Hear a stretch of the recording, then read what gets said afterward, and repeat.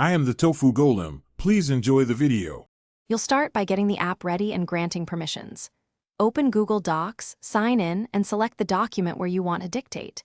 Make sure your microphone permission is enabled in device settings, otherwise the app cannot hear you. Once done, position yourself in a quiet space and tap to place the cursor where typing should begin. Now, you're ready for the next step, activating voice typing, so you can speak naturally and keep your hands free.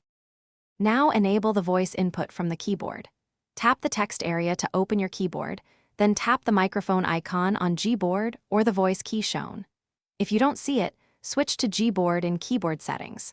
Speak in short phrases and include punctuation words like period or comma so punctuation appears correctly.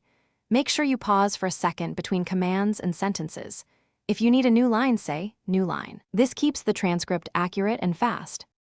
Finish by reviewing and editing the transcribed text. You'll often need small corrections. Tap any word to edit or redictate a sentence for clarity.